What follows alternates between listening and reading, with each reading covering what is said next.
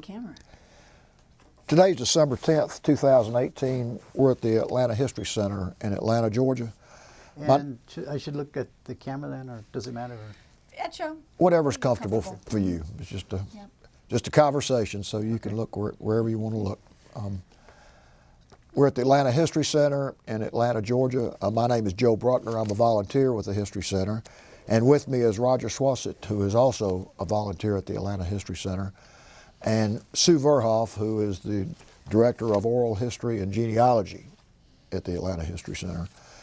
We're honored to have with us today Mr. Tom Stricker.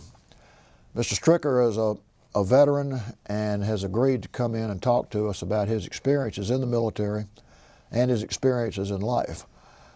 This is part of the Library of Congress Veterans History Project, and Mr. Stricker's story will be recorded and put on record at the Library of Congress and the Atlanta History Center. We really appreciate you coming in, Mr. Stricker, and look forward to hearing about your story and your life. Thank you. Would you give us your full name and the city and state where you live? Thomas Laverne Stricker, Edgerton, Wisconsin, in 1947, July 15th, 1947. Okay. And where do you currently live? Duluth, Georgia. Okay. Tell us a little bit about your upbringing. I was born in Wisconsin. My dad at the time had just come out of the military. He was going to, well, he and my mother both were born and grew up in that little area around Wisconsin. As I understand it, he came out of the military in '45, the U.S. not Air Force, U.S. Army Air Corps. And after he came out, he went to, there's a small college there called Milton College, which no longer exists, in Milton, Wisconsin. After that, we moved to Ypsilanti, to Ann Arbor, Michigan, and he went to the graduate program in forestry there and got his master's there. After that, we moved to West Virginia, to a small town called Belington, which is it's close to Elkins, which is, I guess, the major town around there. Mm-hmm. They have a strawberry festival there, which is fairly well known. It's up in the hills in West Virginia. Yeah. We moved around in the Midwest every couple of years. We actually stayed in West Virginia for 5 years, but since my father was he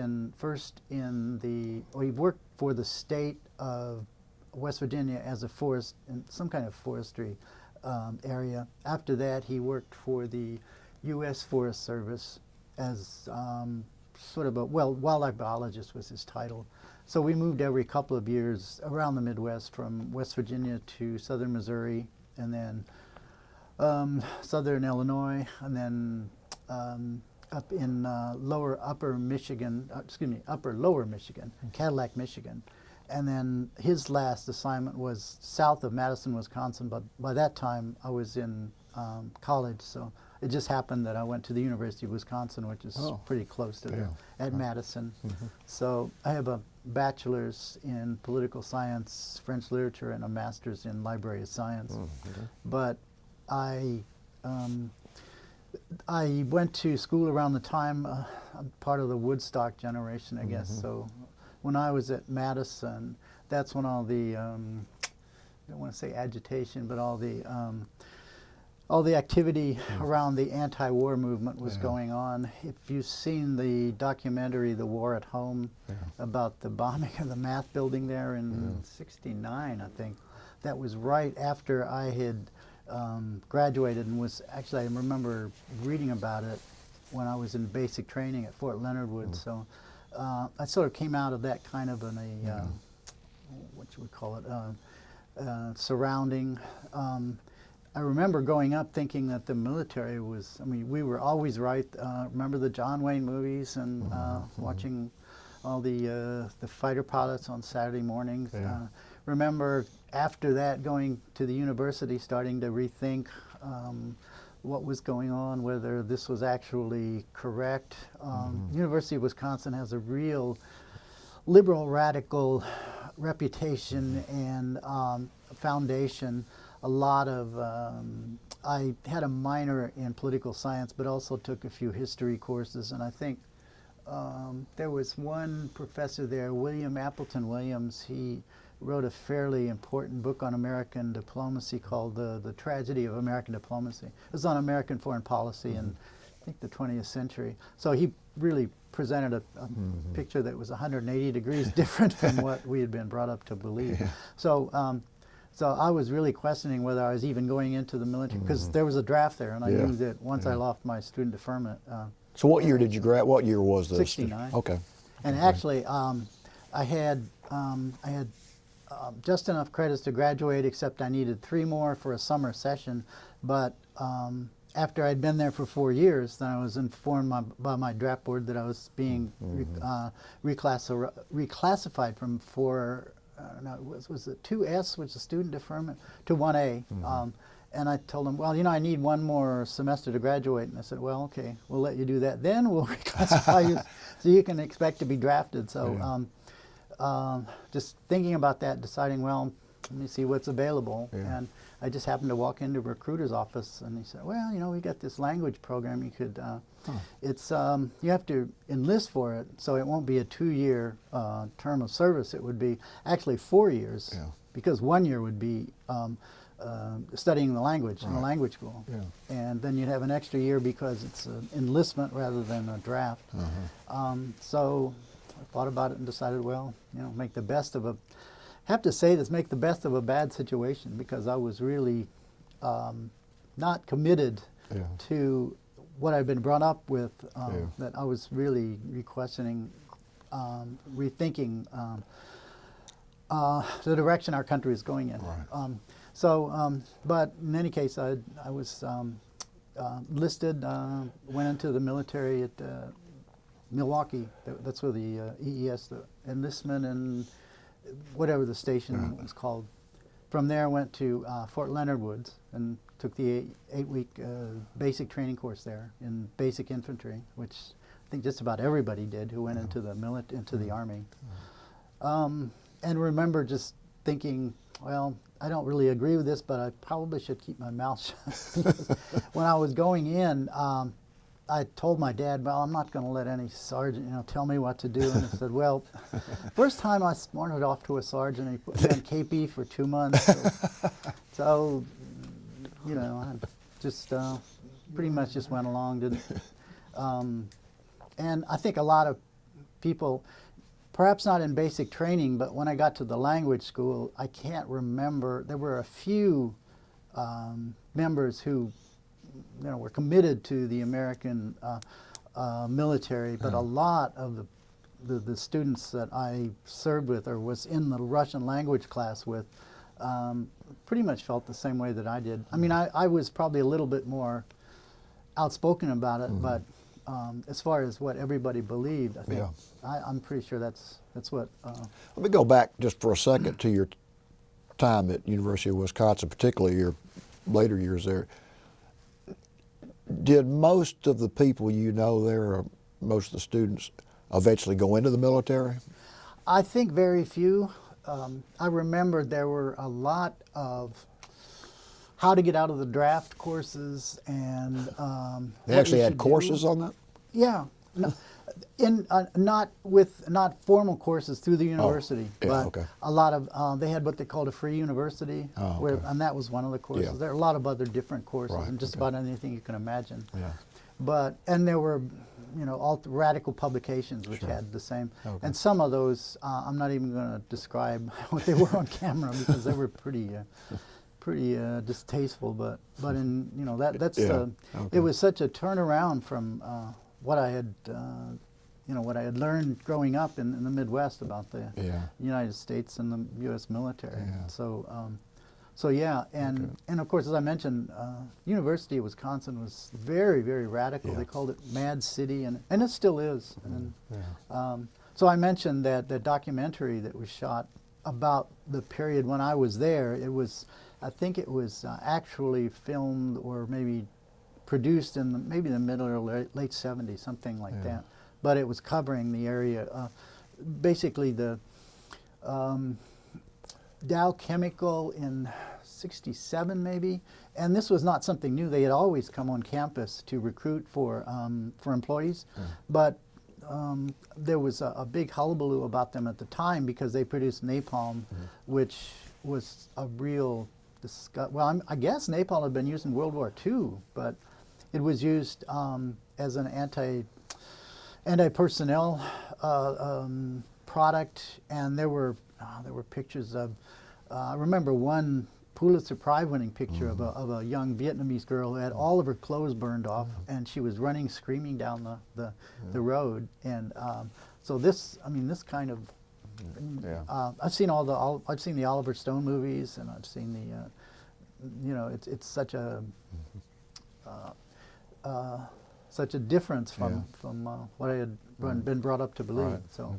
So yeah, that was part of the atmosphere there, and I guess Madison is still like that. Yeah. Even if I mean it's radical and liberal, but it's also what you would call alternate culture as well. Dealing with other. There was one when I was in the grad school. There was one.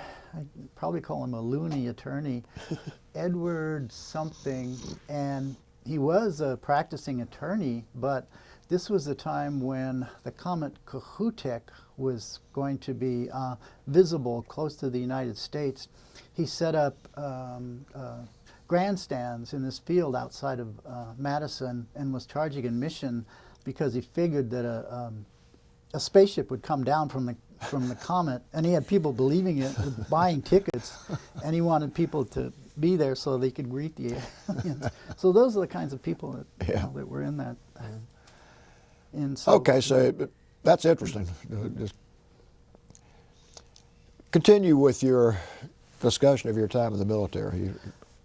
so I took the, they called it ALAT. Well, let me ask you another question. How'd your parents feel about you going in?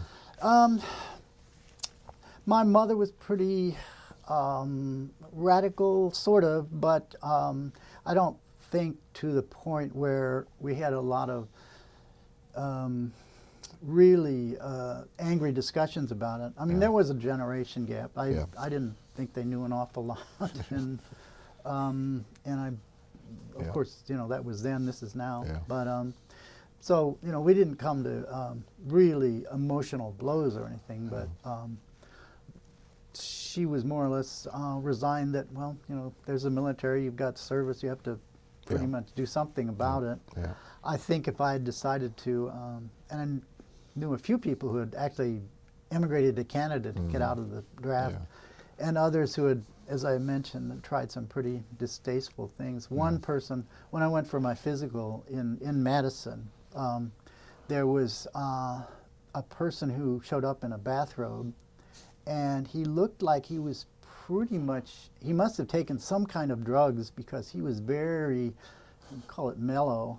And the, I think, I'm not sure exactly what the diagnosis was, but I think he did it in order to make his blood pressure go way down and make him unfit or not qualified for military service. But the Navy captain there, who was the doctor, said, well, just, I think they said keep him here and bring him back after a couple of days, something like that. So I think he was pretty obviously knew what was going on, and he must have experienced things like that before. So yeah, it was quite an interesting times. Yeah. So took what they called an ALAT, Army Language Aptitude Test, and scored fairly high on it. So they said, okay, well, we'll send you to Russian school because they had a graduated step for the languages. I mentioned Vietnamese, Mandarin Chinese, and Russian were all, the languages were graded by degree of difficulty, and that was how long the courses would last. And those three were 47 weeks. And then the others went down in degree of difficulty. I think no reflection on Hispanics, but Spanish I think was the lowest because it was supposed to be pretty easy, and it was like 20-something weeks. And French might have been a little higher, and I don't think they had any Arabic at the time. Of course, now I'm sure it's one of the Arabic, Pashti, some of the other Middle Eastern, and I think they're going back to Russian again because of things that are going on in the Ukraine and like that. So it's a 47-week course. As I mentioned, we were given a lot of military terminology, but also a lot of information about Russian culture and civilization. And I learned a lot of interesting things about.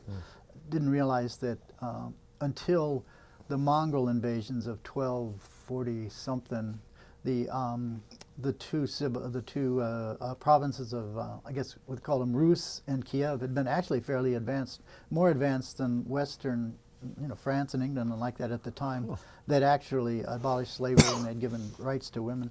But when the Mongol invasions reached that far, everything that was just totally wiped out, and they told us that that's why the Russians, why their society today is, we don't call it backward, but it's has a big fear of outsiders. Let me put it that way. One of the main motivations of their foreign policy is fear, fear of invasions. And that's the start of it. And of course, it goes all the way through to Napoleon, and then the invasions by the Nazis and everything like that. But that was the genesis of it. Yeah, and becoming that so way. we learned that, and of course, as I mentioned, a lot of military terminology, concrete, anti-tank, entrenchment, self-propelled howitzer, things like that. That of course you'd use in everyday conversation. Yeah. But the idea was to be able to understand, what was being said, and what you were we hearing. Heard it, once we. But so that's pretty much. It was 6 hours a day of intensive training or course work, and at the end we had what they called a doklad, which is sort of a 15, maybe 20-minute speech in Russian on a topic that we would pre-select, and I think I did mine on the civilization and the city of Samarkand in the eastern along the Silk Road, between China and Russia. So. Had you ever studied Russian before? Or No, never. As I said, I had a minor, I guess double major in French, so I had some language, and I learned some German too, but I never didn't know a word of Russian. Okay. Did they apparently gave you a lot of information on the history and the culture of Russia? Right, and actually the requirement was that all, not just Russian instructors, but all instructors had to be native speakers, meaning that they had to have grown up with that language. Okay. Now, there was at least one person I know who's Ukrainian, and Ukrainian is very, very close to Russian. And there was another who was Czech, I think, but I think he must have grown up in a Russian environment. Okay. So all of them, at the time, this was late 60s, 70, I guess, 1970, there were still people, instructors who could remember the Russian Revolution. And of course, they were very, very pro-American and anti-Soviet, and that came out in their, although they were just teaching us the language, of course it would come out in their attitudes and what they thought. And there, of course, there was that conflict between the liberal 20-year-old students or 21-year-old students from American colleges versus very conservative anti-Soviet instructors who could remember the good old days under the czars and like that, which of course they weren't, but there was that Was there discussion in the class of that? I mean, did they? Not so much in the class, but just in offhand remarks, and every once in a while. I remember we would have 5 hours a day of class in a small class, and then maybe 1 or 2 hours a day in a language lab. And I remember one instructor who had been a cavalry officer in the old Tsarist armies, who he just could not understand these undisciplined American soldiers. They didn't. they didn't stand up straight when he walked in the room. And so he went on for 5 minutes on a tirade about, why aren't you showing, proper respect to your instructors because, Yeah. Well, I guess that was a culture shock in a Yeah, way. really. And so, When you were going through this class, did you have a pretty good idea of where and where you were going to be and what you were going to be doing? no, that was decided afterwards. And I can remember not only in that class, which was Russian, so it was pretty obvious, so we wouldn't be sent too close to a combat area, Yeah. but we could have been sent to a number of areas around the world where they did have Russian linguists because of the communications equipment and like that. We could have been sent to Shimia, which is this little island. It's the last island in the Aleutian chains. It's a little rock in the middle of the Bering Sea. They used to joke that there are the two really popular activities there. One is to go down to the edge of the rocks and watch the Japanese fishing floats come floating from the trawlers. The other one was drinking. And of I course, imagine there was a lot of that well, stationed yeah, there. in the military, the alcohol was so cheap in the Yeah. NCO clubs and PX and like that. So, but I was one of the lucky ones. I got assigned to West Berlin. Could have been sent to. There's a station in, of course, I think Ethiopia now is a Marxist country, but at the time it was still a pretty pro-Western country, and we could have been. There was a station there at Asmara in central, up in the Central Highlands. Yeah. I think near Addis Ababa. There was another one in Shimia, not Shimia, Sinop on the Black Sea on the northern Turkish coast. And actually, we had an instructor who had been stationed there in our radio communications course, which was what we were sent to after the end of the language school. And Well, you had to be pretty happy when you found out where you were going to be going. yeah, but it was still the military, and I was thinking, well, it's great to be there, but the military is the military. You have a lot of sergeants, and there again, I was talking about the culture generation shock. And, I hate to say this, but at the time I was just thinking, I'm going to be taking orders from these bunch of dumb sergeants who barely graduated, most of them from the South who barely graduated, some who didn't graduate from high school. And I remember with having that attitude, basically. So, I'm thinking, well, Ethiopia, Turkey, West Berlin, what's the difference? It's all going to be the same. You're going to be there 8 hours a day, plus you're going to be in barracks and taking orders from sergeants and whatever. So it was it was half and half. And so we didn't find out our assignments until after we had taken our language school, and then we're partly through the radio communications training and that was in Goodfellow Air Force Base, which I don't, near San Angelo, which I don't think is still in operation.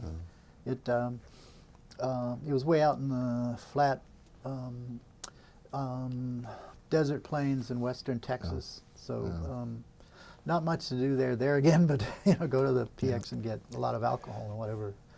There were a few things to do in San Angelo, which we were a couple of miles away, but it was only 3 months. So. Well, talk about your experience in Germany and your job, and also I'd be interested in how that experience laid down with what you anticipated, as you said, with the sergeants and that.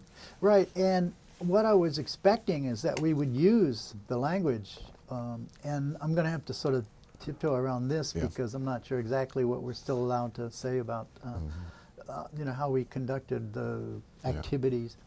I was assuming we'd be using the language, maybe hearing recordings or whatever, translating them, possibly speaking with Russians, but possibly not.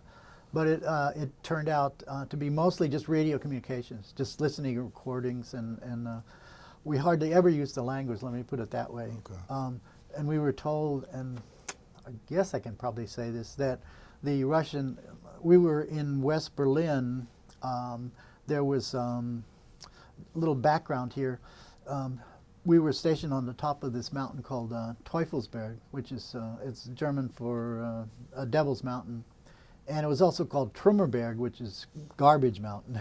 And it was built, it was constructed after the war by these troops of I forget their term in German, but they basically gathered up all of the rubble from all the buildings in Berlin and just carted them or trucked them or whatever out into the forest in West Berlin, and built this large heap that became a mountain. Huh.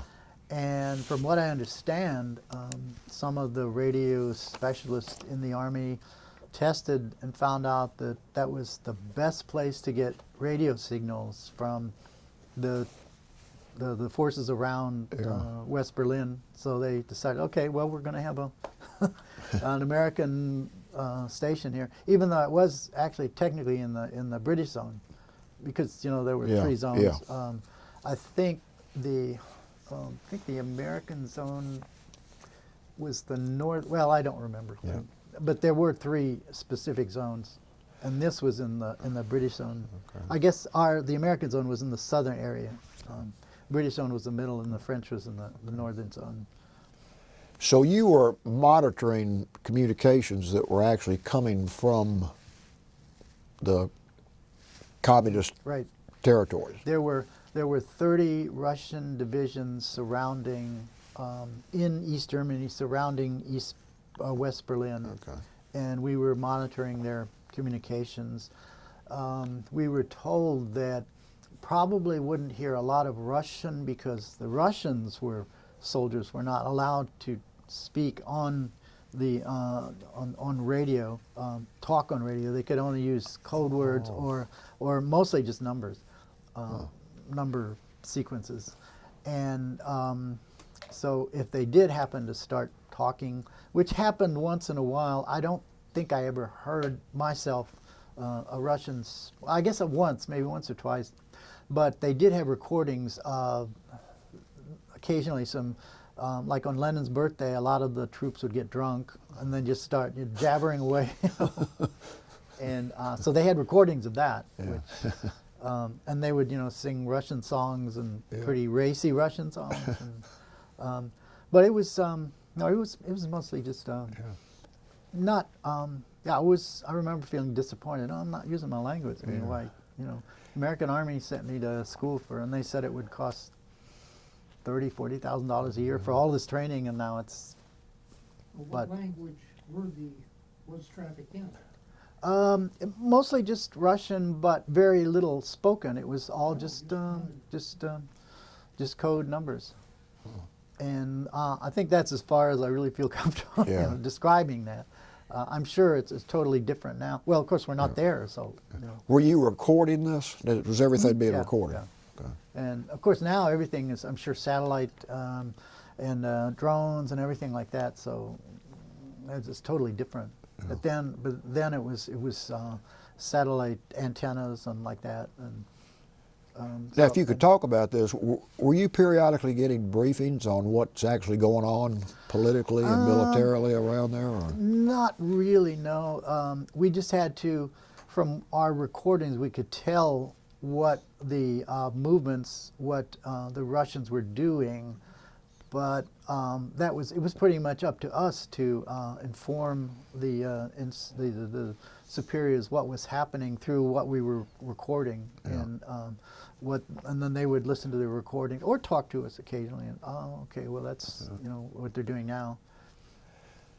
And weren't you able to spend a lot of time out with the public there and out of the city, and had a place there, I believe? Yeah. Now our barracks were it had been renamed Andrews Kasarna, Andrews Barracks, by the American Army, taken over in I guess 45 when the American Army came in. Yeah. Before that, it had been established as a cadet schule for the Prussian Army. Now, I don't think Berlin originally was part of Prussia. I think it was part of Brandenburg, but the way I understand it from German history, the Prussians didn't want to they wanted to run everything, but they didn't want a town like Bonn or Frankfurt or a really major city to be part of it, because they didn't want to make a big splash about it. Yeah. So they chose a small little provincial town called Berlin to be their capital.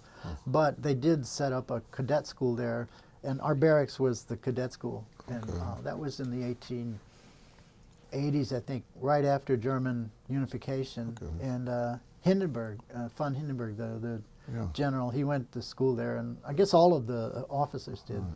Now, after the First World War, and when the Germans were building up their military again, there was a unit called the Adolf Hitler Leibstandarte, which is his personal bodyguard, SS bodyguard.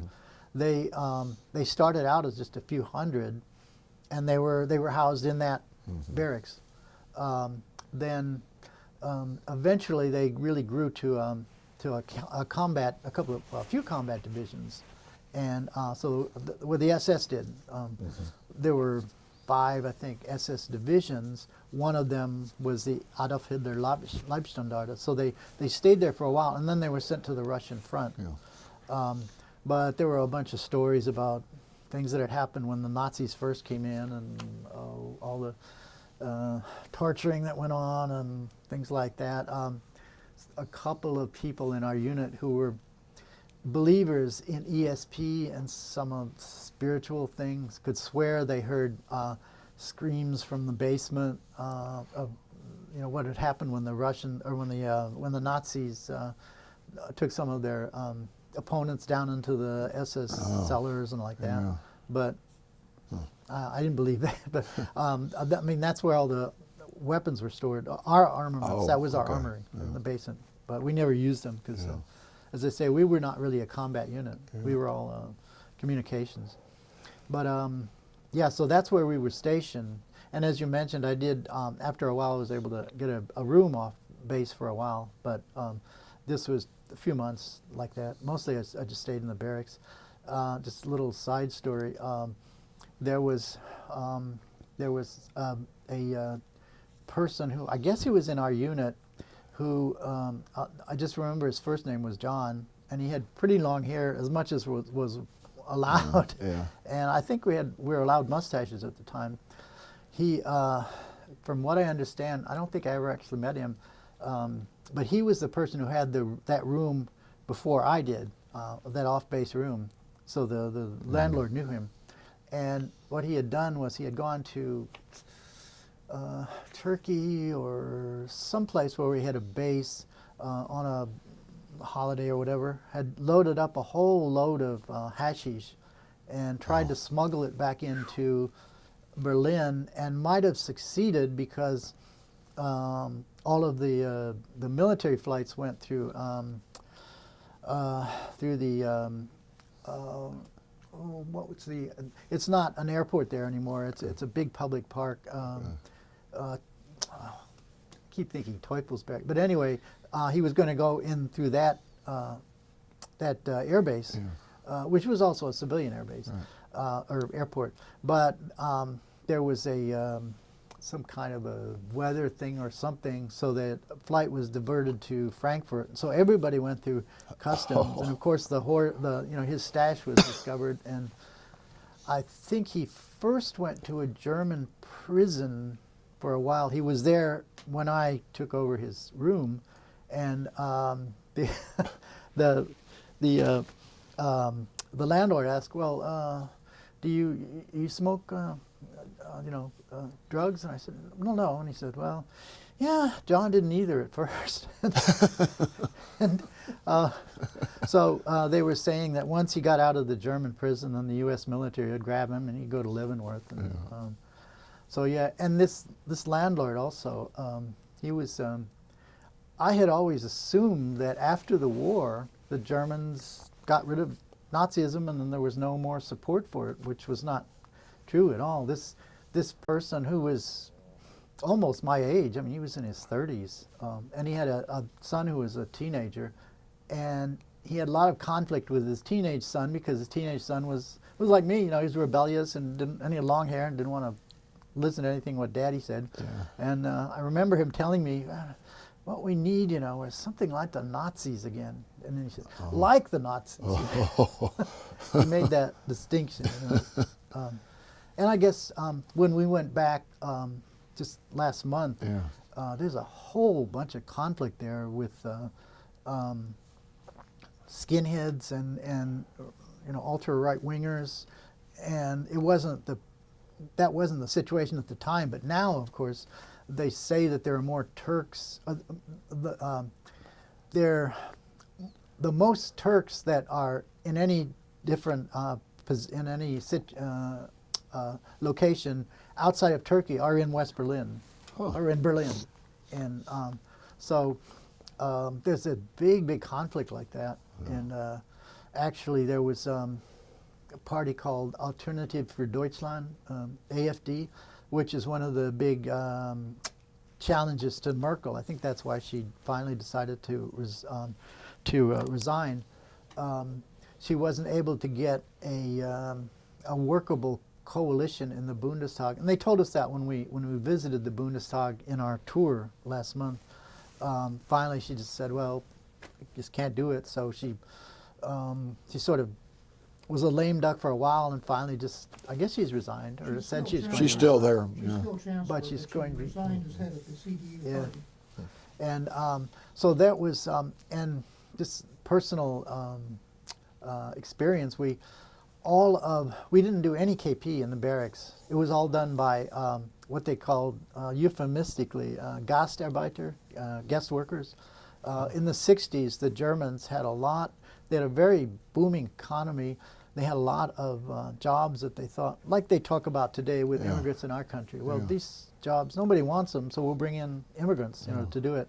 And at that time, it was very, and it still is, I think, very difficult for foreign immigrants to become German citizens. You have to take a really tough citizenship test. And so there are three generations of Turkish and Eastern European, Southern Eastern Europeans, Bulgarians and like that, who had been in certain, like Kreuzberg and certain parts of West Berlin. They had their own communities and everything who had never become German citizens through 2 or 3 generations. And I think the situation might be the same, I'm not sure. But as I mentioned, we didn't have KP, and it was all done by Turks and by Southern Europeans. And this is, I'm trying to be non-discriminatory about this, but every time that somebody ETS'd, estimated time of separation, got out of the military, basically separated, they would take all of their Army issue clothing, except for the field jackets, which were pretty prized. Everything else they would just take and throw in the trash outside of the kitchen, and you'd see the kitchen workers come over and just take them out and wear them. They all wore, Army combat boots and fatigue trousers, and I guess they had the white jackets too, but. So those that's probably better clothing than what they had. Well, yeah, I'm sure. Yeah, the U.S. military issue. Yeah, it was designed to be pretty. So yeah, there was even then, and of course now it's somewhat similar. When you were out in the community, I know that was when we were still in Vietnam. Was there a lot of discussion of the war in Vietnam by the populace? Or? None, and of course, and I didn't have a lot of contact with the with German civilians. I had a little bit. I took some courses in French at a local Alliance Française location in the Kudamm, which is like the main sort of the Fifth Avenue at that time, or Park Avenue or whatever, Berlin. And there was some Germans there. I got to know one German girl who was about my age, maybe younger, who said that, well, before the war, before the Second World War, there had been 400,000 Jews in Berlin.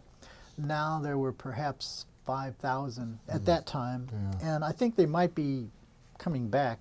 But she said, and she was Jewish, so she said, if I want to have any friends my age, I take a flight to London or someplace, because nobody's here basically. I don't remember seeing a lot of Jewish anything that Like synagogues and that. synagogues or cemeteries or anything like that. Yeah. And I think even though, you know, the post-war, especially West German government and now German government is very, very careful about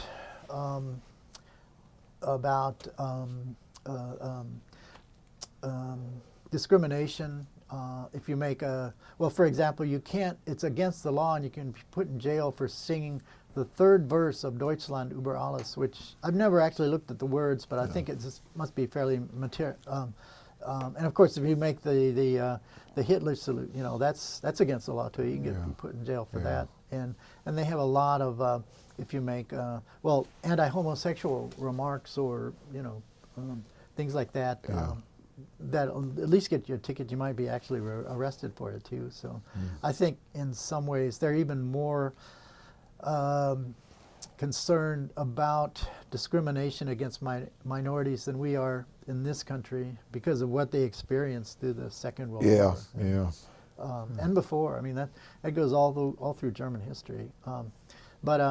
So yeah, I met a few civilians, as we say, not that many, but I remember seeing when I was in this class, it was like third story or something, with a window looking out onto the Kudamm, the Kurfürstendamm, and seeing a big demonstration against the war, and there was a big banner. It said USA SS, which means, you know, the USA is SS. I'm thinking, well, these are the guys who created that organization. You know, who are they to criticize? I mean, their fathers were probably, you know, running the concentration camps, but there it is. So yeah, some of my other barracks mates, they had a little bit more, especially the ones who were really smart and intelligent and spoke really good Russian or German. You know, they would have more German friends. But I did go to a lot of museums and went to the Deutsche Oper, which was the major German opera. Well, Berlin Opera at the time. They also have a Komische Oper, which is now, of course, that they're united. They have at least two, maybe more major opera companies in Berlin. But that was that at the time. One evening, I convinced a couple of my guys from the barracks to come with me to a performance of La Bohème by Puccini. It was being sung by Evelyn Lear, who was a well-known soprano at the time. And there's one scene at the third act when she and her lover Rodolfo, it's Mimi and Rodolfo. They're lovers, and it's their travails during the opera. They're deciding to. They've been having conflict, and they decide to stay until the flowers of May or something like that. So it's a really emotional, tense series or situation in the opera. And we were sitting in the upper row, in the first row of the balcony, and this guy came walking down the steps in the balcony to our row, and I was at the end, so I thought he was going to walk, you know, through the. So I got ready to stand up and let him in, and he took a whole big pile of pamphlets and started throwing them into the audience and saying something like Mandel an der Universität, Mandel an der Freien Demokratischen Universität, which is Mandel.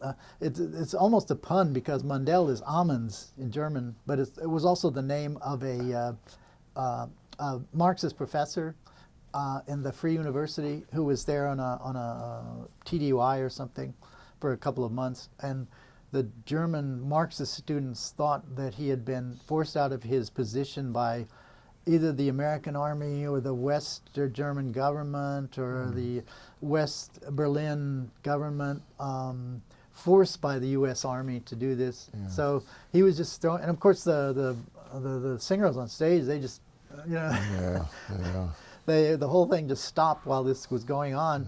And it was over in 5 minutes. The guy just turned around and walked back, and the usher didn't even try to stop him. And then they just went on with the opera again. It I think- sort of shook up the. Well, some I of the was people that were- surprised because the Germans are always, at the time, were always very, very concerned about, you don't make any noise at all during a performance. I mean, you go to a performance here of a symphony or whatever, and people are coughing occasionally. And of course, they have to tell people, get rid of silence your cell phones and whatever. But there you have to be totally silent, otherwise people start yelling, "Oh, Smithy, throw him out!" But then nothing happened. I mean, he just, it was a 5-minute interlude, and then it just went on like that again. And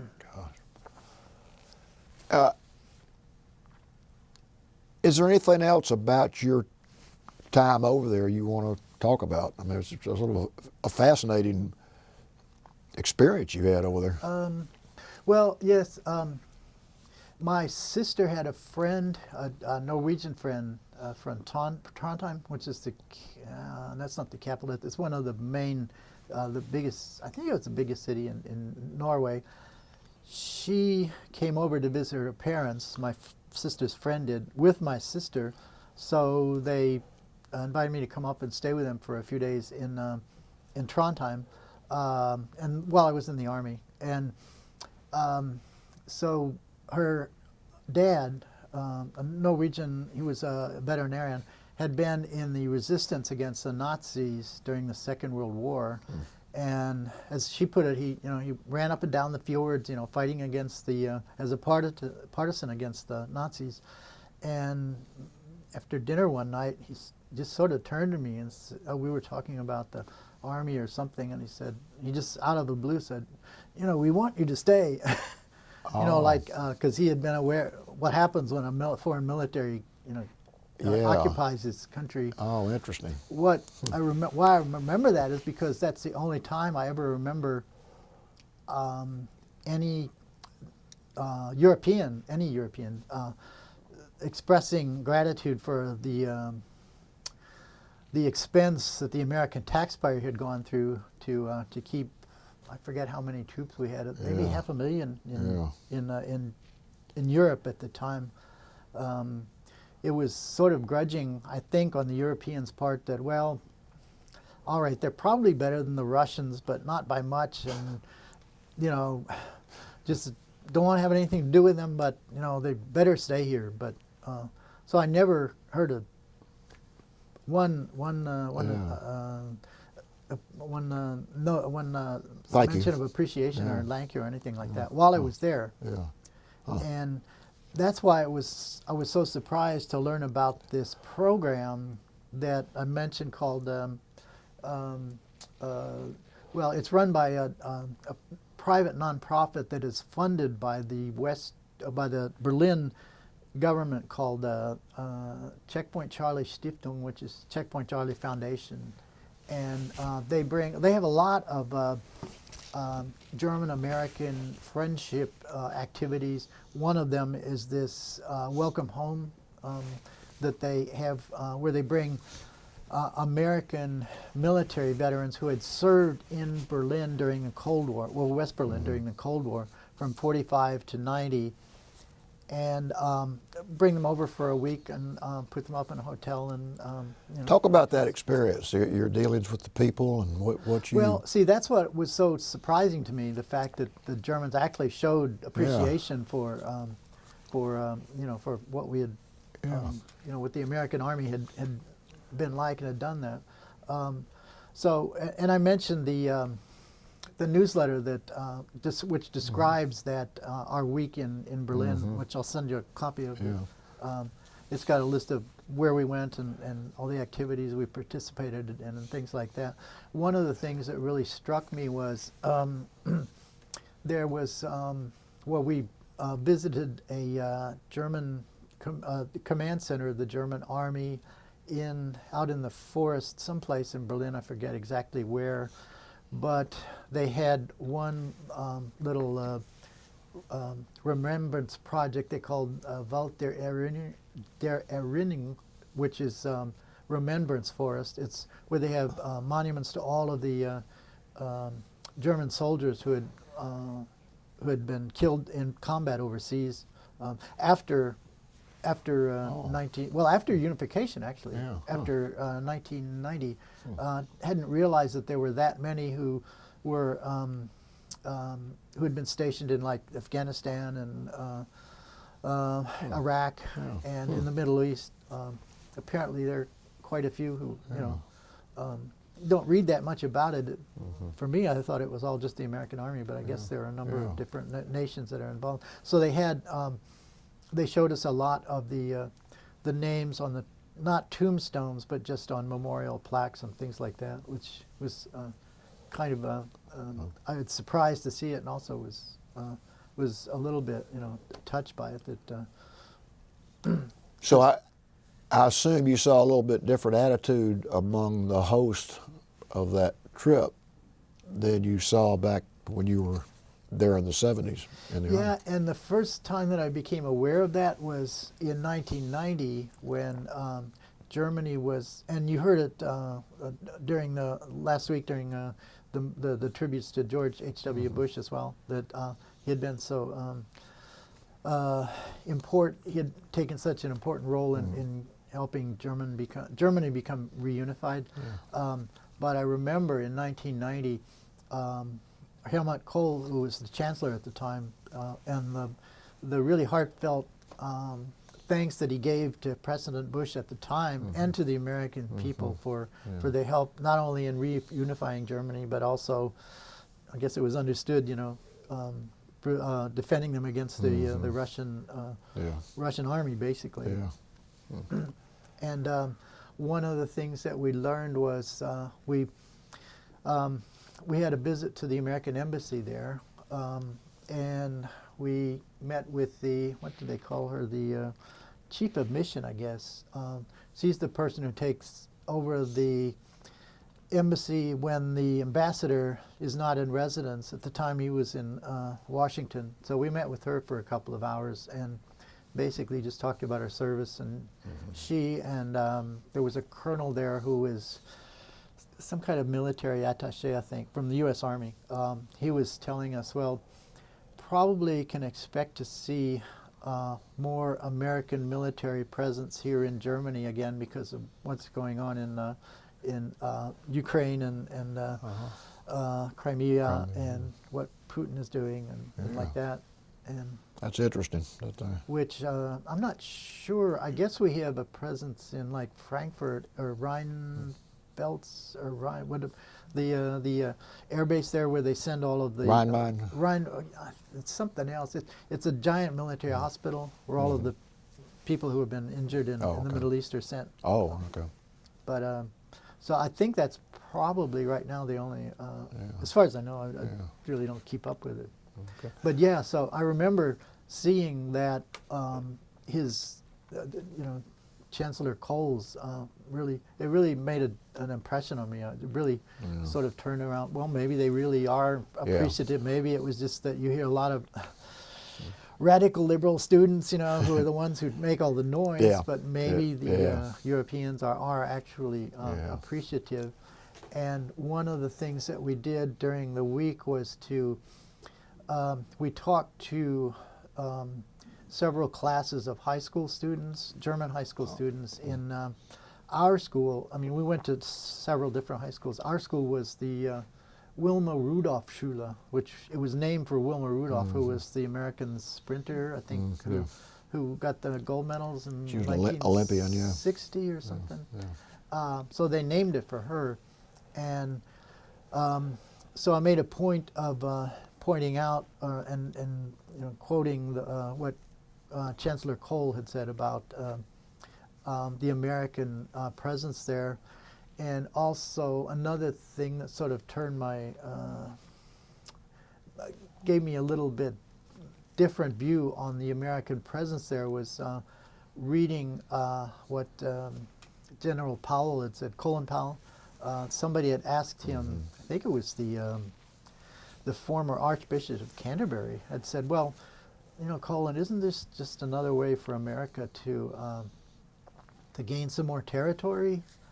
And his response was, Powell's response was, well, we've sent our young men and women across to many different conflicts around the world in the defense of freedom, and the only territory we ask for are just a few acres to act as cemeteries for the dead, which I made a point of quoting that to the students as well. Was a little disappointed because they didn't ask a lot of questions, but I think, you know, maybe that's just teenagers. They don't want to, you know, be the one to, but I'm sure they got the message. yeah, and it's sort of a interesting sidebar. One of the students in the second class I talked to said that his parents live in Swanee, and he was there as an exchange student. So I sent an email to his parents saying, well, you know, we should get together for coffee or something, because I met Michael, you know, over in Berlin.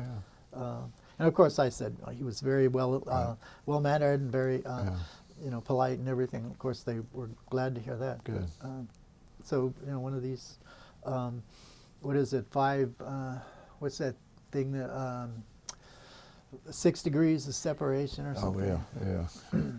Did you get with them, with the parents? I sent an email. They sent back, and I haven't really gotten. I meant to tell them about our church musical yesterday, and I just forgot to do it.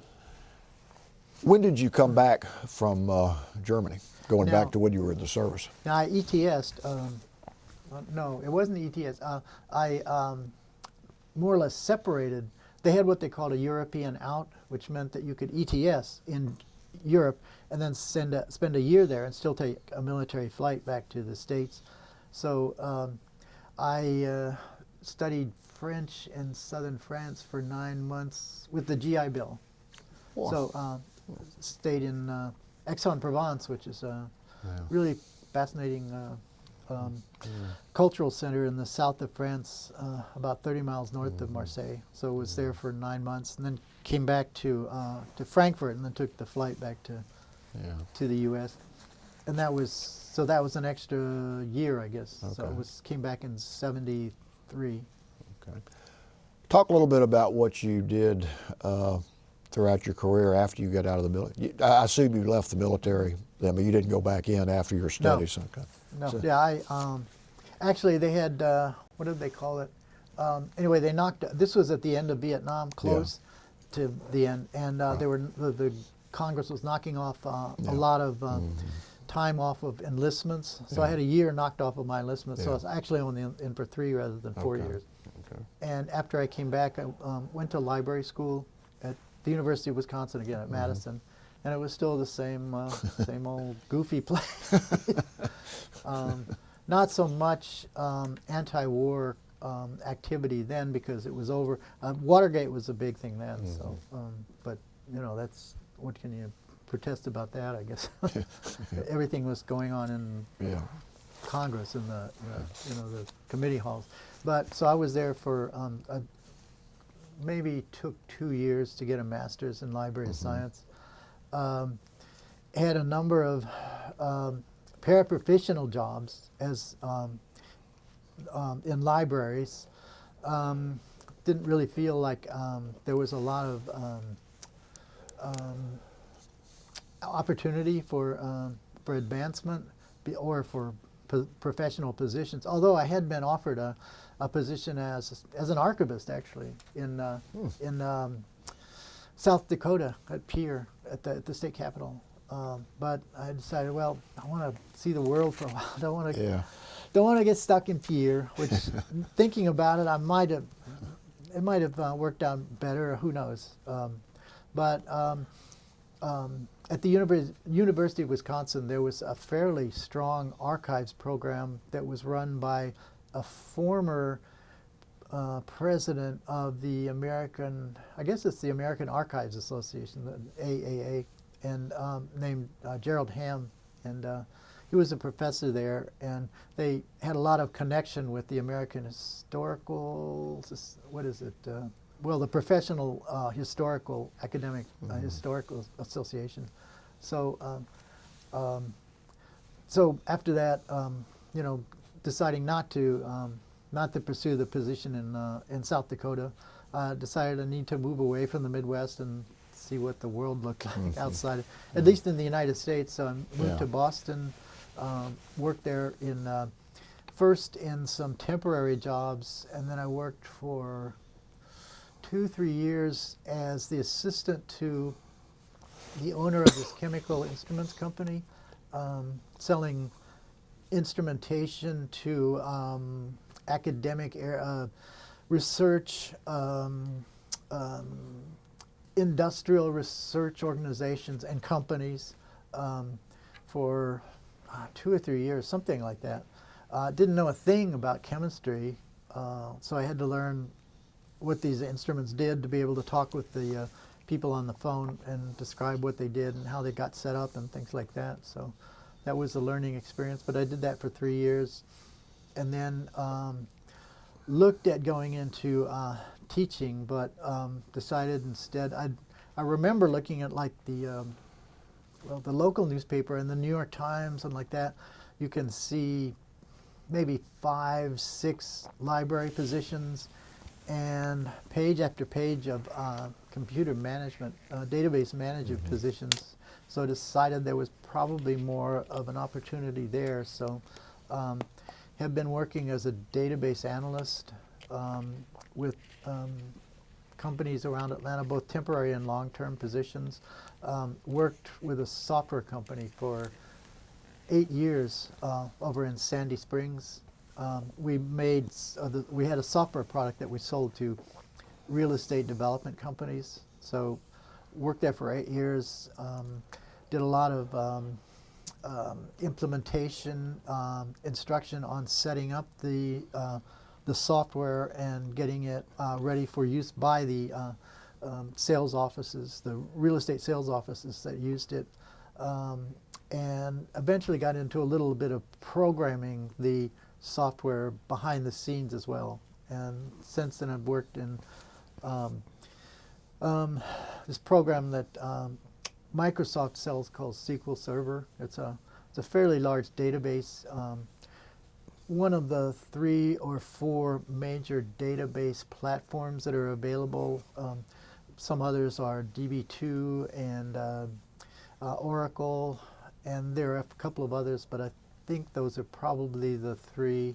But I'm just guessing. I haven't really researched it that much, but you know that's what's being used. So I've been certified in SQL Server database management. Have worked in that for I guess about 10 years. Some, as I said, some long-term permanent positions, and now mostly temporary or contract positions. And when I'm not doing that, then I'm working driving Uber, as I mentioned. You know, I do that on a part-time basis whenever necessary. Probably meet a lot of interesting people doing that, don't you? Met a really famous rapper that I didn't know rappers from Santa Claus, but so I asked him, "Are you pretty well known as a?" And he said, "Well, my name is I forget what his name was, but when I mentioned his name to other young kids that I give rides to, oh, you gave him a ride? Oh, well, okay." Tell us a little bit about your family. Well, I've been married to my wife for about, well, let's see, we lived together for 5 years, and then we got married in '95, about the same time that we moved to Duluth, actually. Okay. So we've been there for 23 years, 22 years. And I have no children. She had 3 grown, 2 daughters and 1 son.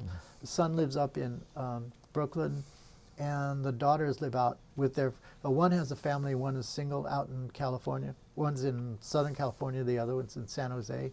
So we have 2 grandsons who live in San Jose as well. Well, one is going to school now, and one's still in high school. Have you used your Russian at all since you got out of the Army?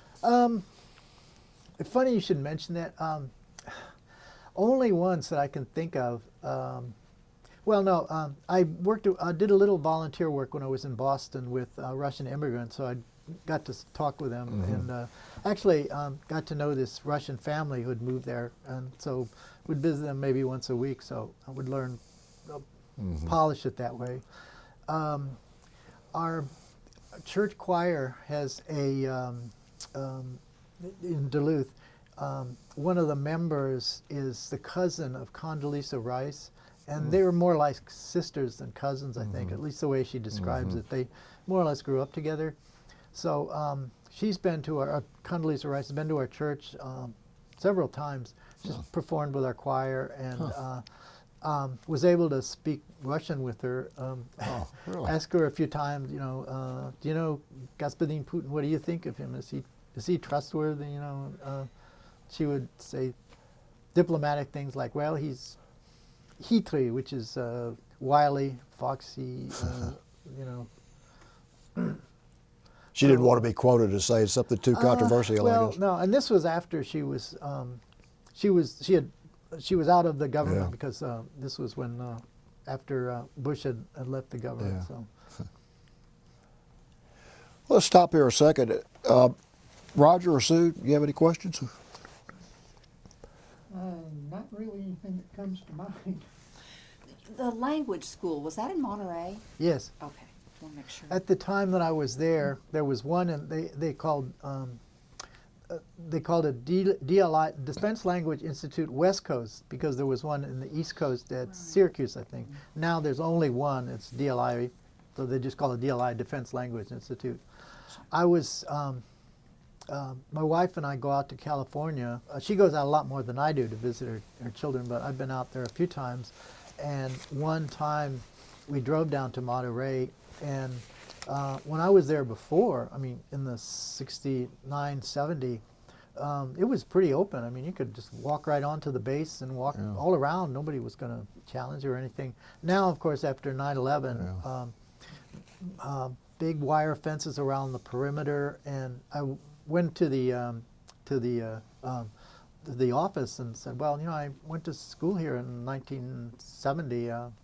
Is it possible to take a tour or something? They said, well, if you're retired military, which I'd only had 3 years, or if you make you have to do it, make a request for a guided tour. But it's not possible to just walk in and do like that. They have to set something up in advance. So difference there. I mean, the way things have changed. Well, I think only have one other question. When we hear Berlin during the time period that you were there, and Checkpoint Charlie, and we've got these immediate images of barbed wires and people trying to escape. And did you ever talk to anybody who had family, that they were separated from? How that had impacted them? I don't think, as I recall, I don't think so. No. Now we had top secret security clearances, so we were not allowed to visit the East. I think some people might have, but I never really wanted to take that chance. But we were, and a couple of times there were two transportation systems, and there still are in Berlin. One's called the U-Bahn, Untergrundbahn, which is underneath, although it comes up like the Atlanta Metro or the Atlanta MARTA. And then there's also the S-Bahn, which is Straßenbahn, which is totally above ground. Now the S-Bahn was run by the East Germans, so because it went a lot into East Berlin, but there were a lot of them on the western side too. But we were not allowed to ride on the Straßenbahn.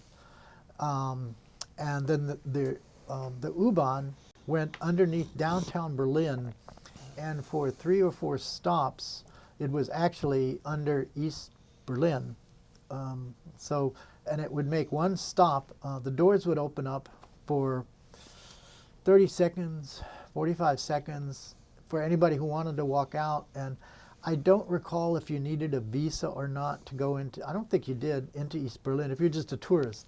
Of course, we were not allowed to, as I said, but we could see the Vopos or the Russian whatever standing there like statues with their submachine guns. Just, it was quite an experience to see that. And then the doors would close and we would go back to West Germany. But if somebody that was a resident of East Berlin tried to get on and get to West Berlin, they couldn't do that. There would be, Now, they had they had certain, from what I understand, I'm not really, don't know that much about it, but they did arrange occasionally for relatives to be reunited for holidays or something like that. But and from what I understand, that's how the wall actually came down, because there was some PR executive from East Berlin who was conducting a press conference, I think in East Berlin, and he made a mistake of saying that, well, the visa program where we allow Easterners to go to West Berlin, we're totally opening up that. So anybody who wants to can come from East to West Berlin. And of course, you know, that was just the spark. Everybody just gathered at the wall. They started mingling. I guess they started tearing down the wall. And of course, the VOPOs, the German, East German police, they pretty much joined in. So it's pretty much, you know. I have one more question. When you went back not too long ago and saw what it was like now around the old Berlin Wall area, with people going back and forth and people seem reasonably happy, and compare that to what you saw in the 70s, which was really a wall that nobody could go across or go through without getting shot. What was your reaction? I mean, just your emotional reaction to see the difference. I didn't have that much of a reaction, because when I saw the wall, it was this giant wall that you could not see over unless you came to one of the viewpoints where they had you know, steps and whatever and scaffolding, which I guess you could look over into the east. But if you just happened to walk along it on the street, on the sidewalk, you just saw this giant brick whatever, realizing, I guess, that there were guard dogs and watchtowers and barbed wire and mines on the other side. But it was, I was never there like in '68 when they had the Czech the crisis in the Prague Spring or anything, or in '61 when they had when they built it and they had the tanks facing each other or anything. So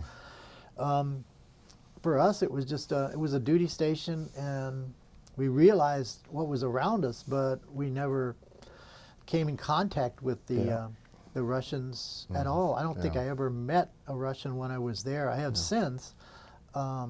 I mean, in this country, it's kind of interesting that I gave a ride to, as an Uber driver a few months ago, to somebody who, he said he had been born in Prague, and his dad at the time was in the Russian army. So and we got talking, and it was, you know, pretty relaxed, and, you know, just a couple of people having a nice conversation, but realizing, well, his dad was somebody who could have been, if I had been, the situation had been different, I might have been facing him at the end of an M16 or something, who knows. But yeah, so it was really, but in general, you know, just to sum up, what I really had a change of outlook, I guess, on the American military and what their mission is. That when I was in the '60s, it was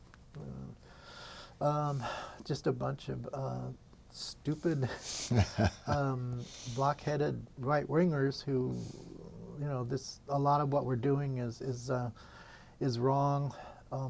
That's still true to some extent, but at the same time, when you consider the alternative, there's no choice. I mean, really. And a lot of that was brought about by, you know, seeing what happened when the wall came down, and also those revisiting those series like Band of Brothers and Saving Private Ryan, and realizing all the sacrifices that had been made. It was just two different generations. Such a, you know, it's come around again, I think. Well, that's a pretty good summary right there. But I do want to give you a chance to say anything else you want to say about your experience, or any message you want to give to people that see this down the road. Well, I guess there was one message that I saw on the wall. They have remains of the wall still up in downtown Berlin near Potsdamer Platz and other places. And it said something like, Du hast Freiheit gesehen, du wirst es nicht vergessen. You've seen freedom now, so you'll never forget it. Something like that. Oh, that's So, that's a pretty good note to end on. so I think the Germans at least are very aware of what Oh, what that's the good. cost of freedom was, even if we didn't know it at the time. Yeah. It's Well, I can't tell you how much we appreciate you coming in here. well, I appreciate the work you're doing at keeping this. I mean, these, what you've done is you've made sure that your experiences are going to be recorded for your descendants and academics and others that are interested in what you did. And what you did is so unique. I mean, it really, not just anybody could go through that school successfully like you did. And I respect you for when you were in college, you had mixed feelings about going into the military and what the military was, but you went in and you served, and it changed your perspective a little bit, And for a time afterwards. and for a time afterwards, yeah. While I was in the military, right? Yeah. So you did your duty and served your country, and had a position that's just pretty fascinating that not too many people could have performed, I don't think, with that 47-week school and having to become fluent in Russian. And you're obviously a hard worker. You stayed over in Europe, studied for a year after you got out, and obviously worked hard your whole career. Well, thank you. And as I say, I'll send that material to to you about the Veterans Association. Okay. And ask him. Well, once again, we appreciate you coming and down here, and thank you for your service. Okay, thank you. Thank you for your service also. Thank you. Thank you.